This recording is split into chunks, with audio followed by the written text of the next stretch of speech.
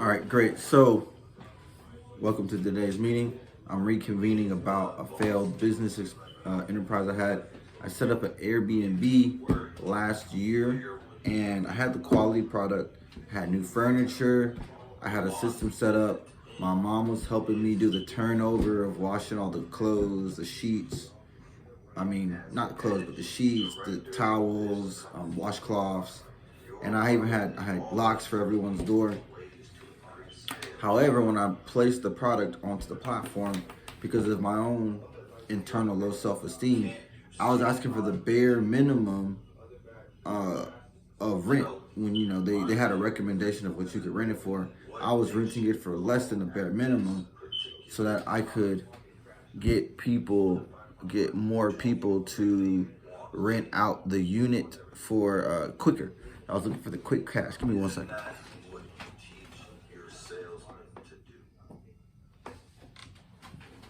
So right, I was trying to get the get rich quick scheme, right? Just try to rent it out for the least amount of money as possible, so I can get more people into it. That way, I can get more reviews, and then I can raise the price after I get the higher reviews. Little did I realize that when you brand yourself as a cheap product, you get people who have cheap taste and cheap standards and cheap habits, because the people who were staying weren't even quality people to type to leave reviews. And what ended up happening was, because they had standards and I was going through my own psychological crisis at that time, because I was mismanaging everything. Not everything, but I was mismanaging some other enterprises that I just had low standards for the type of people who were in my life. So, long story short, I had the guy who was one of the guys who was living there. He was asking me if he could pay me in cash off of the app, and I was like, sure, right? So like, I ended up saying like, yeah, you could pay me in cash, because um, I would rather have had cash than for him to have paid through the app, and it had to be, they take Airbnb would take their like very small fee, and it's not immediate like cash is.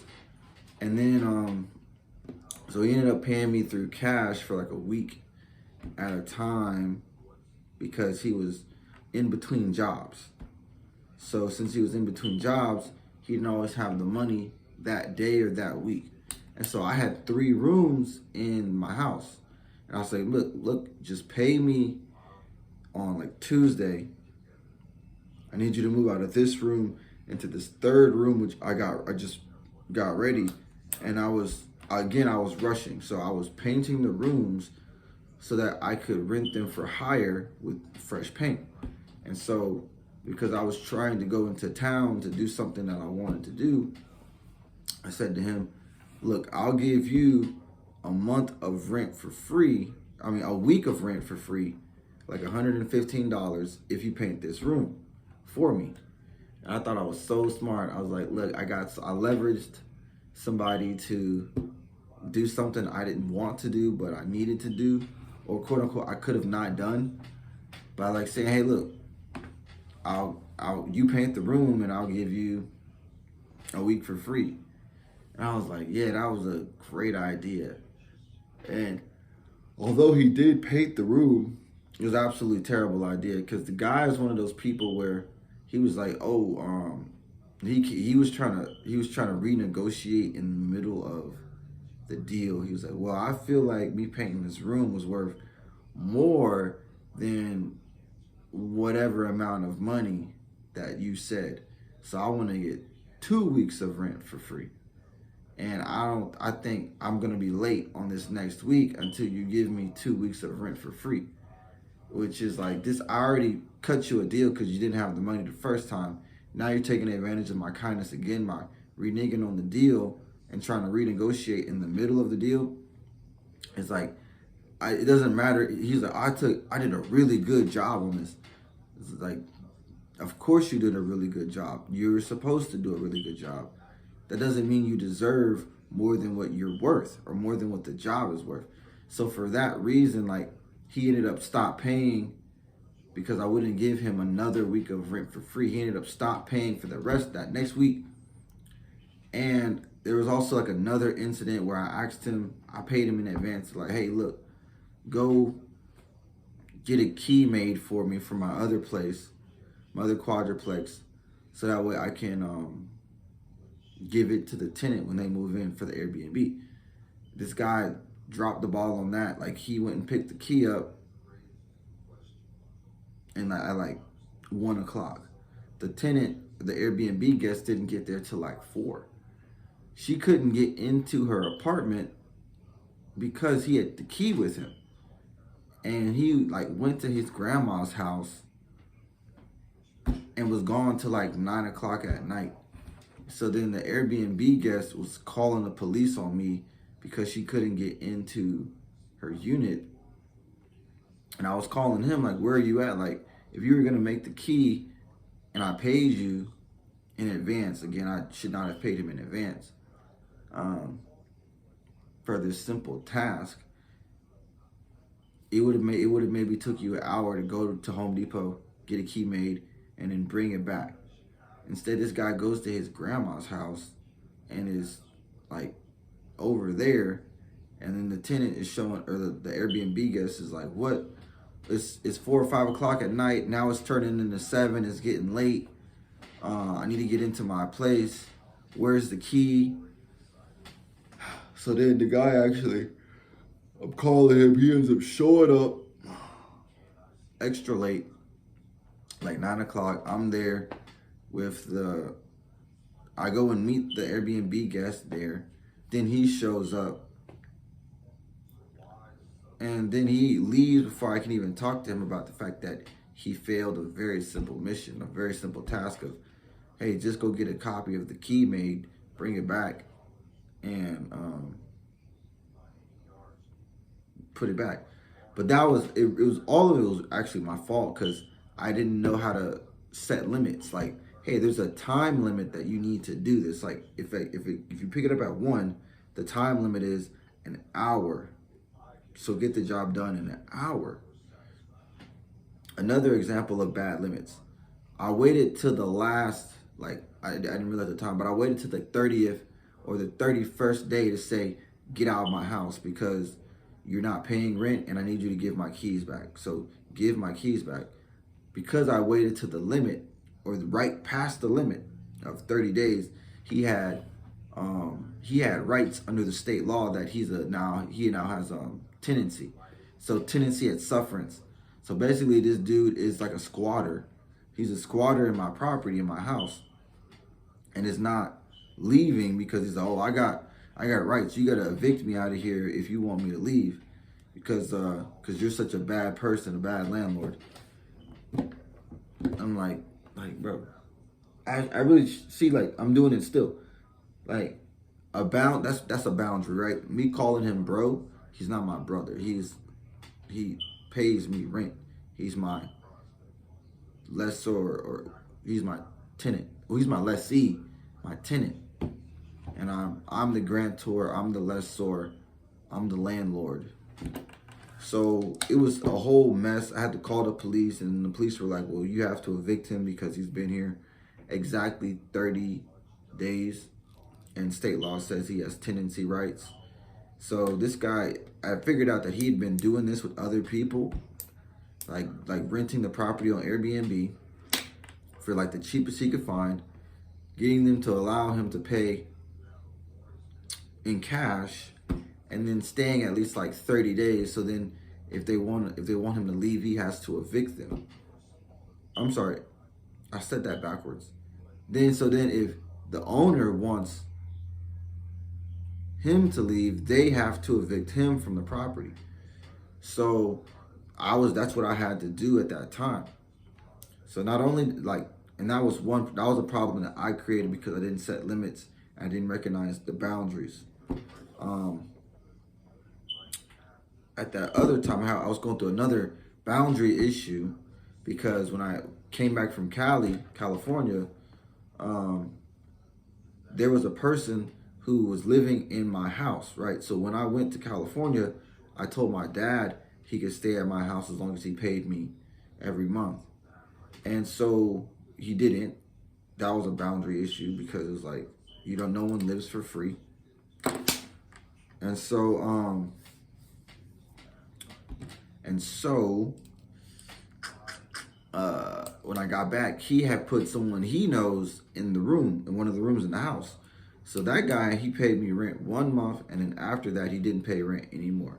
So that was a boundary issue because I don't know who this person is. I have no recognition of why they're even here. They're not supposed to be here. The person I told was supposed to be here. It's like an illegal sublease. But me and my dad didn't have a contract, even though we should have had a contract in hindsight. So not only did I have to evict the person that my dad had put into the property illegally without my permission, I was also evicting the problem that I created through not recognizing the limits of the situation. So for that reason, I learned how to do the actual eviction process, which is me going through the court system, going to the magistrate court, doing all the filings. And this is in the middle of COVID. So whatever year and time you watch this, like I got my property back and I evicted someone during the eviction moratorium, right? Because the eviction moratorium, that's for people who actually have a job, who have stable income, not squatters. People who are squatters, they could try to use that law or that moratorium to their advantage. However, it doesn't, it's unethical, right? So what I ended up filing was, it's called like a homeowner's affidavit on the moratorium into the court file. So, you know what? I got it right here. And this is pretty much like, it was something I ended up discovering because I was like, I definitely got to get these crazy people out of my house who I should have never made the mistake of allowing them to stay for as long as they did. I made a lot of mistakes just like having them in my presence. And like, these are the type of people who your life is worse because you live near them or because they live close to you. So I got to get this person out of here so I can really just like bounce back. Oh, and here we go. This is the actual correct name. Plaintiff's Affidavit on CDC Moratorium. So that was the document I discovered, which allowed me to file the eviction process as it should be. Because it essentially says that this, like, under the moratorium, these people do not fall under that statute, because in the part of the moratorium is that you still have to pay your rent. Even if you're being evicted, you still have to pay your rent because that's a legal contract. So people who don't pay their rent don't get to fall under the eviction moratorium. So like, it wasn't like I was trying to raise the rent or I was trying to terminate their contract in the middle of them living there, or I just didn't like them, so I just had to get rid of them. Like, there was like, whatever our verbal agreement was, they broke the verbal agreement. Like, if you break your agreement, yes, there are consequences. So they're like, oh, you don't want to spread COVID. That's not what the eviction moratorium really has anything to do with, because there's other housing options, like his grandma's house, or other options that don't involve stealing resources from somebody else, right?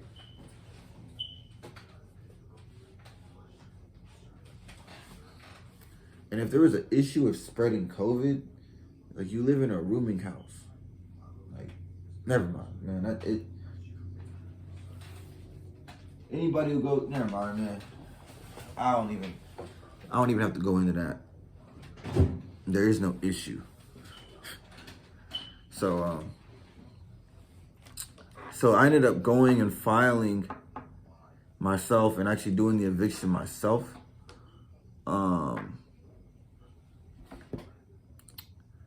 And yeah, I just felt good that I was able to go into court and to actually represent my own company and in front of the judge and get a winning verdict. And I won the judgment. Like, she said, hey, this person owes you this money.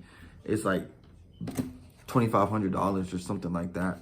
Now, if I'll ever get that, I have to send that to a debt collection agency to have them collect on that money. However, at the end of that process, it did take about I was really doing that at the beginning of this year too. So it ended up taking about 6-7 months to still get them evicted, in spite of, because this was like going from March to April, and this had started in like September. So it was like September, October, November, December, January, February, March, April. Like 9 months to actually get them gone and get both of them, like get the marshal to go over there and put the notice of eviction on the door. And it really just boiled down to blurry boundaries and weak limits, which is why like as a landlord, as a landowner, my community, which I'm always building, my community has to have strong walls, barriers, fences, gates when necessary, to keep the bad out, keep the good in. So, if I said anything controversial, it's just one person's opinion. So, that's a disclaimer. So that was a bad situation, which I'm so glad I got out of it. I got myself out of it. I felt really confident. I'm like, man, I feel like a lawyer. Like, I've actually filed the eviction, went down to the court, talked to the judge, got a winning verdict. The judge was like, would you like to do mediation with this person? And I'm like, no. I skipped the mediation. I go straight to the judicial ruling, because the mediation is like, I'm just gonna go talk to this person and be like, oh, well, you need to get out of my house. And then they're gonna be like, oh, well, I feel like I need to stay here. It's like, but you haven't paid any rent. Like, well, I still feel like I need to stay here even though I haven't paid you any rent.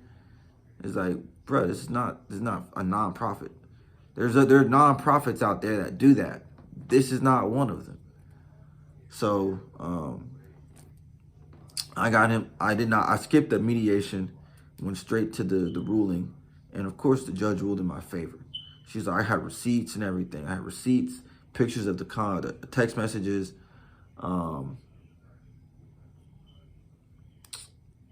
This guy was like, oh, this guy's a bad landlord. The house needed repairs.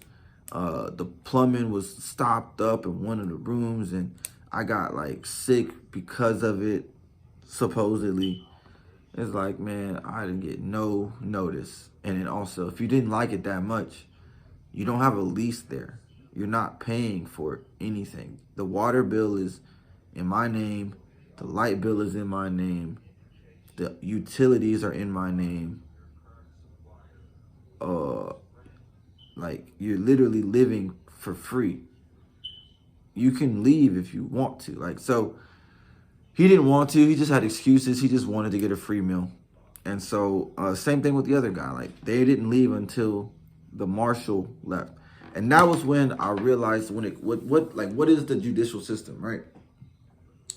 The judicial system is the decision-making arm of the government. So, for instance, when I make poor decisions, the judicial system has to get involved, because they say, you're making a poor decision. That's why you're in front of us. We make better decisions because that's what we do all day long. So we're going to make a better decision than one you have the capacity to make. And so in that case, they're like, we're going to get the strong arm of the law, the strong arm of the judicial system, which is the police, to enforce our decision, because the decisions which you've made prior to seeing us have been either, not only have they been unenforceable, but they've also been trying to think of a word where it's like it's not forced, but they were just weak decisions. So that ineffective. Your decisions have been ineffective. And my decisions were ineffective, which is why I was getting the exact opposite effects. Because I had priced it too low. I had low self-esteem. I was letting all kinds of activities go on, which I should have never let go on. And I had this guy like just mooching off of me like a leech, like a real leech, leeching off of my resources and my home. I was like, man, this is my actual like primary residence. I can't even go over there. It's such a toxic environment. I gotta get this guy out. I gotta get this guy gone. And that was my first foray into property management, and it was a failure. It was a definite failure. I didn't follow any of the rules. I just kind of just was winging it. And it's like, this real estate has been done before. It's a really easy path to follow because it has been done before. Like, it just, just get the rules. I got the Georgia Landlord Tenant Handbook. It's like I should have just could have Googled this type of stuff and just stick to the course. But I was just trying to wing stuff and just trying to try to get rich quick. Like, oh yeah, just pay me in cash and we'll just work it out later. And then the guy ends up, he's like that guy you see from Popeyes. He's like, I'll gladly pay you on Tuesday for a burger today. He's like, I'll gladly pay you the rent on Tuesday if you let me stay Friday, Saturday, Sunday, Monday. And so I'm like, oh, and I go for it, right? I went for it. And then it ended up costing me 6 months of my life and headache and burdens and trying to get this guy out of my freaking house. Like, off of a simple play like that, this dude got 6 months of free rent, and then he was still threatening me, like, oh, you should be afraid of me. I'm like, bro. See, there I go again. I still got an issue. I'm calling him bro. This guy is my enemy. He's literally not a friend. He's not a bro. Like, see, it's still like some issues until you like offload them, like I am here or inside of like therapy or somewhere else, they still just fester in the back of your subconscious. Like, I still like I'm looking at him in my mind like a brother. It's like, no, this guy definitely manipulated me, took advantage of my kindness, manipulated this, like the knowledge he had of the system. He kept saying, I'm gonna be a lawyer. I'm gonna be a lawyer. It's like, you're 27. If you was gonna be a lawyer, you would have done it by now. So this guy was like manipulating the system, the little bit of law knowledge that he did have. I'm like, it was enough for him to get free rent. But at the end of the day, I won that battle because it's just a battle, right? Because although I am not a lawyer, I tried him in court. I sued him, right? I brought a suit against him. He showed up to court. The judge weighed in my favor. So this is my win right here. I'm the lawyer. Haha, like I won my first court case. So it's like what does that mean? It means I have the potential to be a lawyer. That's what I'm taking it to mean, because this guy, he's like, I'm 24, right? So I'm gonna just chalk it up as like, I have talents and abilities that I'm not using. So that's the only thing I feel good about that is like, he kept saying that stupidness, like, oh, my mom is a lawyer. It's like, go live with your mom then. Like, why are you trying to steal rent from people? Stop trying to steal rent from me. And then I take him to court and I win against him. And I win a judgment against him for money, for damages. So it's just like, man, he's talking about doing something. I'm actually doing it. I'm renting the property to him. I'm managing it. I'm getting the turnover going. I'm doing the painting. I gave him an opportunity. I gave him several opportunities to get a week's worth of rent for free for painting the room. do this thing with the key, get a key copy of the key made, paid him that. I didn't have a car at the time, so I was paying him money to drive me around. I was giving him all kinds of opportunities, and this guy was just, I mean, honestly, he was like that before I met him. Like, I only knew him for like a month. So he was just one of those persons who like just, if he can take advantage of you, he'll gladly do it and be happy about doing it. And the reason I know that is because he said, oh, when I was at my last job, I was the person who decided who got fired or not. I was the bad guy. I was the one who set the schedule for everybody else. Like, so the guy was like power hungry, trying to like, oh, I got like power over people's lives, but he didn't have power over his own life, which is kind of like, is usually how those type of situations go, where it's like, you just want like some sort of control, but you can't control your own bad habits like laziness or not getting a job or not applying yourself in the areas where you say you want to apply yourself. So I did take him to court. I got him evicted. I used the plaintiff's affidavit of CDC on CDC memorandum to say that he never gave me notice of the CDC affidavit. And so, like, the judge, you know, she weighed in my favor. She gave me a winning verdict. She gave me the judgment. And, you know what? I'm going to just show it right here because, like, it's never, I don't know when it's ever actually going to come up again. So, in fact, I did 2 court cases. Yeah, so let me see about this. You know, I gotta have my filing system in check. Dispossessory file for non-payment. Let me get this out, cause here we go. This is a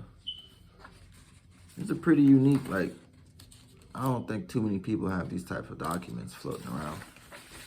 So here we go. Order and judgment.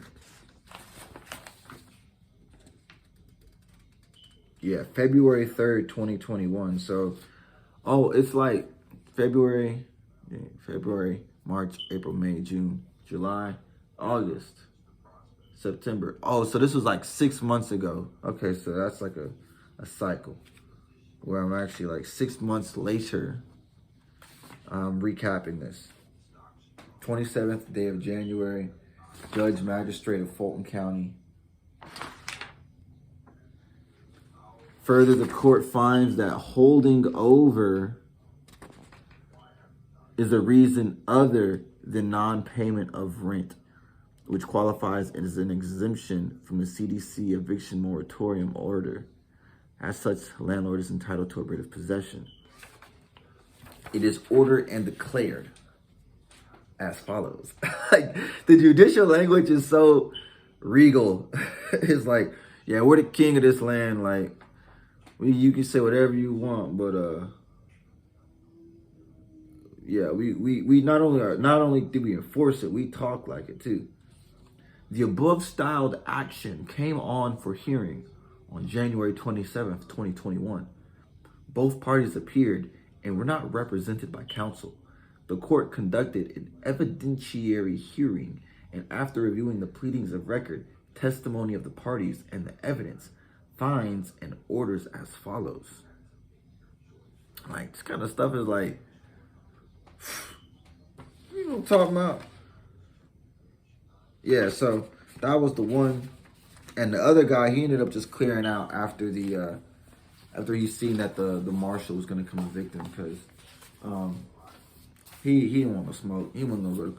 Like, I sent him the letter so he could show up in court, and then he didn't even respond to the court. So he was like, yeah, I'm not even gonna be there in court. Or even, like, you have to respond. Like, if you get summoned, you have to respond. And he didn't even give a response. So he would have, like, that's like not voting. He just objected to it. what's that? No, it's not objective, but he was just like, I'm not gonna vote. Not absolving, but he just opted out.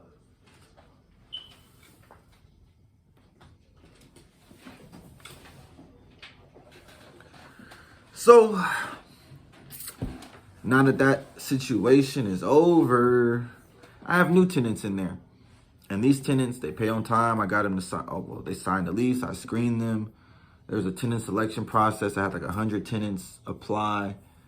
I did a walkthrough with them of the property, and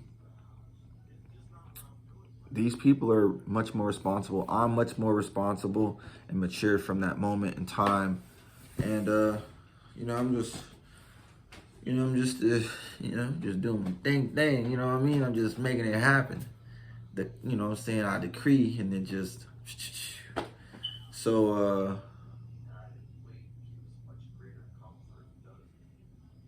you know what? I'm gonna do something because I never do this type of stuff. Wait here.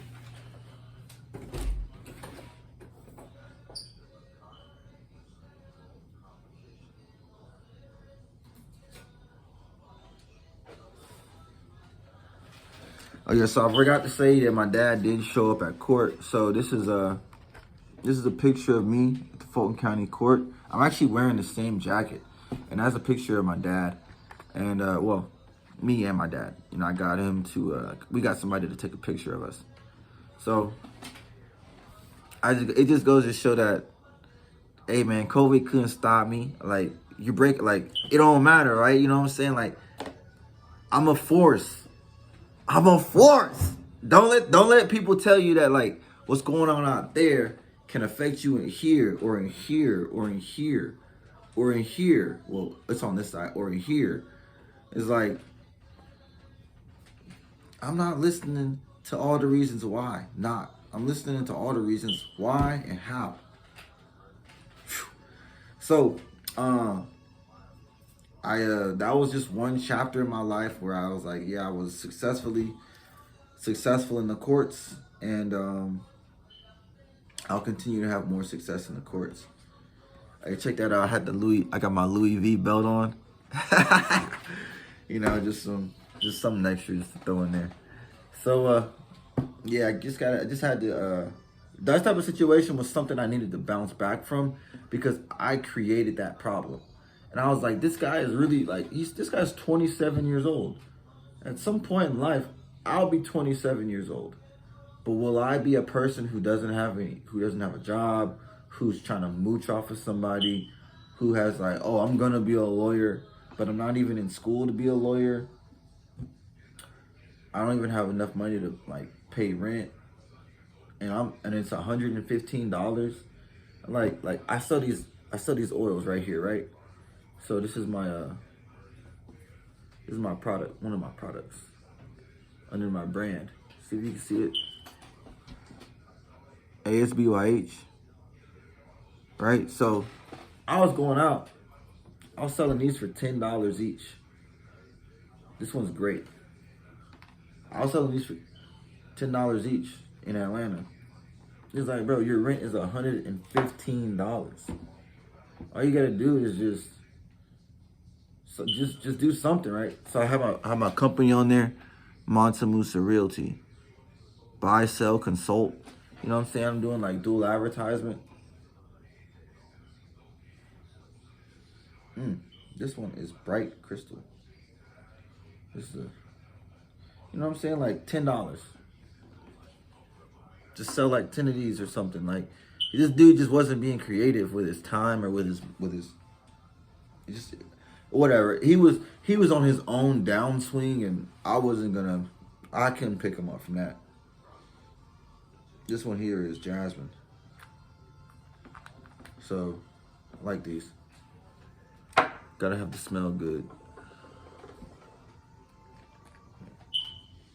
I sell these online as well. Ooh, that smells good. So yeah, that was a chapter where I was really I'm gonna just say like I don't even know what to describe it other than like I won that court case, and I filed my own eviction, and I created the problem and I solved it. It took like a year. It took about a year. However, I did solve the problem that I created.